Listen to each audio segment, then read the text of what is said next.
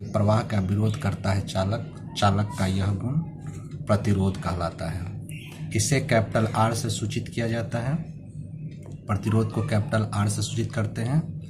प्रतिरोध का मात्रक, तो प्रतिरोध का मात्रक निकालने के लिए ओम का नियम का उपयोग करेंगे। तो ओम के नियम से हम लोग जानते हैं कि V बराबर आई आर होता है।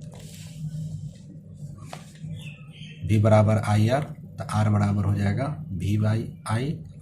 तो अब SI यूनिट निकालना है, तो V मतलब विभव, विभव का SI मात्रक वोल्ट होता है और विद्युत धारा का SI मात्रक एम्पियर होता है। तो वोल्ट बटा में एम्पियर यानी वोल्ट प्रति एम्पियर, और इस वोल्ट 1 वोल्ट प्रति एम्पियर को 1 ओम कहा जाता है। तो प्रतिरोध का मात्रक ओम होता है। अब प्रतिरोध का मात्रक के बाद हम लोग जानेंगे प्रतिरोध की बीमा। प्रतिरोध की बीमा क्या हो जाता है, तो फिर से R is equal to V by I है ना। तो V का जो विभव का बीमा होता है ML2 T-3A-1 होता है। विद्युत धारा की बीमा, विद्युत धारा की बीमा A होता है। तो ये नीचे से जब ऊपर ले जाएंगे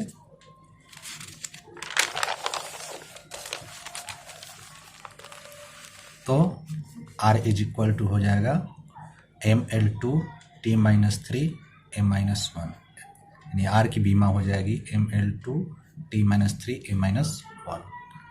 अब हम लोग प्रतिरोध का मान ज्ञात करने की विधि को जानेंगे, यानी हम लोग किस किस विधि से प्रतिरोध का मान ज्ञात कर सकते हैं। तो इसमें पहला नियम है ओम का नियम। ओम के नियम से किसी चालक का प्रतिरोध ज्ञात किया जा सकता है। तो सबसे पहले हम लोग ओम किसी चालक का प्रतिरोध ज्ञात करने के लिए ओम के नियम से उस चालक को लेंगे और उस चालक से भी विभवांतर वाले बैटरी को उससे जोड़ देंगे। तो जोड़ने के बाद हमें तार में प्रवाहित विद्युत धारा का प्राबल्य I प्राप्त हो जाएगा, और तब उसके बाद उसमें ओम का नियम इस्तेमाल कर देंगे। R is equal to VA minus VB by I है ना। VA जो है वह इस बिंदु A का विभव है और VB जो है बिंदु B पर का विभव है। तो चूँकि V वोल्ट का बैटरी है तो हमने B का विभव 0 माना है, तो A बिंदु का विभव हो जाएगा V, तो V minus 0 by I, that is V by आई। इस तरह से हम लोग इस चालक का प्रतिरोध R बराबर V बाई आई का इस्तेमाल करके प्रतिरोध का मान ज्ञात कर सकते हैं। इसके बाद जो है वह हम लोग जानेंगे विभव और विद्युत धारा के बीच खींचे गए ग्राफ से प्रतिरोध का मान ज्ञात करना। तो इसमें विभव को लिया गया है कैपिटल, विभव को x एक्सिस के लॉन्ग लिए हैं और विद्युत धारा को y एक्सिस के लॉन्ग लिए हैं। तो इसके बाद देखते हैं कि यहाँ पर जो है आपको चित्र से आप देख सकते हैं कि tan थीटा बराबर हो जाएगा I बाई V, यानी कि इसको उलट देंगे तो 1 बाई tan थीटा बराबर V बाई आई। और ओम के नियम से जानते हैं कि V by I equal to R होता है, इसलिए R इज इक्वल टू हो जाएगा 1 बाई tan थीटा। ठीक है। दूसरे ग्राफ में हम लोगों ने करंट को x एक्सिस पर लिया है, विभव को y एक्सिस पर लिया है। तो यहाँ पर आप देख सकते हैं ओम के नियम से V बटा आई इक्वल टू R हो जाएगा, और यहाँ पर tan theta is equal to V by I हो जाएगा, और दोनों को जब बराबर करेंगे तो R इक्वल टू हो जाएगा tan थीटा के।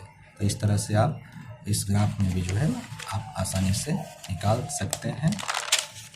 इस पर हम लोग एक प्रश्न को करेंगे, और वो प्रश्न है दिखाए गए चित्र में दो तार A और B में प्रवाहित विद्युत धारा और विभवांतर के बीच का ग्राफ दर्शाया गया है, तो निम्न में से कौन सा सही है। यानी कि ये जो एक ग्राफ दिया गया है, इस ग्राफ में तार A और तार B से प्रवाहित विद्युत धारा के बीच का ग्राफ को खींचा गया है। तो बताना इस ग्राफ के आधार पर कि प्रतिरोध A और B में क्या संबंध है। A का प्रतिरोध RA है और B का प्रतिरोध RB है।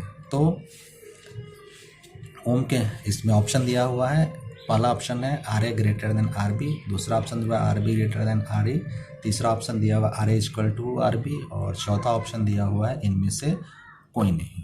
तो सॉल्यूशन में हम लोग लेंगे तो R equal to tan theta का इस्तेमाल करेंगे। तार A के लिए RA बराबर tan थीटा है, और यहाँ पर tan थीटा A का जो वैल्यू है यहाँ पर जो tan थीटा ए का वैल्यू है tan 30 है और 1/√3 हो जाएगा। इस तरह तार बी के लिए आर बी बराबर tan थीटा पी बराबर tan 60 और हो जाएगा √3। देखेंगे यहाँ पर जो है √3 बड़ा है 1/√3 से, तो इस तरह से इसका आंसर जो है आर बी का प्रतिरोध आर ए से ज़्यादा है, तो बी ऑप्शन इसका सही होगा।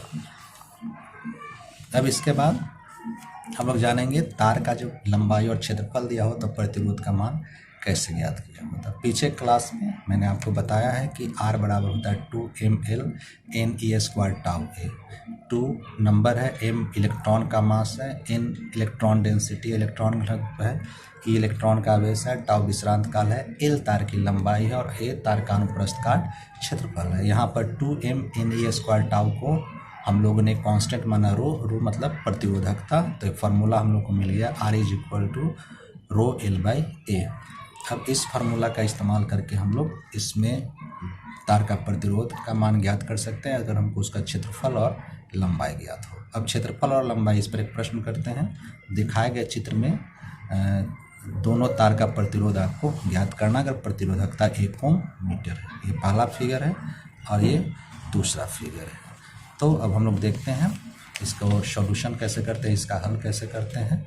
ठीक है, सॉल्यूशन करने के लिए हम लोग क्या करेंगे, पहला फार्मूला में R1 बराबर ρL/A। तो आप पहला चित्र देख सकते हैं। पहला चित्र में देखिए लंबाई वो लेंगे जो तार के प्रवाहित धारा के अनुदिश होगा, यानी प्रवाहित धारा के अनुदिश जो है यहाँ 3 मीटर है और इसका क्षेत्रफल हो जाएगा 2 मीटर × 1 मीटर। और उसी तरह से दूसरा जो तार है उसका लंबाई 1 मीटर हो जाएगा और क्षेत्रफल 3 × 2 हो जाएगा। तो पहला में जो है तार का प्रतिरोध 1.5 ओम आएगा और दूसरा में तार का प्रतिरोध जो है 1.616 ओम होगा।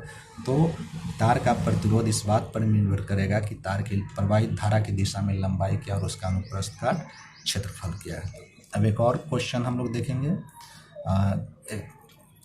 क्वेश्चन क्या है, जब तार को खींचा जाता है और सिकुड़ाया जाता है तो उसके प्रतिरोधकता में क्या संबंध होता है। तो पहला स्थिति में मैंने तार का प्रतिरोध R1 माना है, लंबाई L1 माना है, अनुप्रस्थ का क्षेत्रफल A1 माना है और उस तार का जो त्रिज्या है R1 माना है। जब खींच दिया गया है तो उस तार की लंबाई L2, अनुप्रस्थ का क्षेत्रफल A2, त्रिज्या A2 माना है। तो R2 और R1 में जो रिलेशन आपको मिलेगा वह R2/R1 = L2/L1 का स्क्वायर =A2/A1 का whole square R2/R1 power 4 D2/D1 पर पावर 4।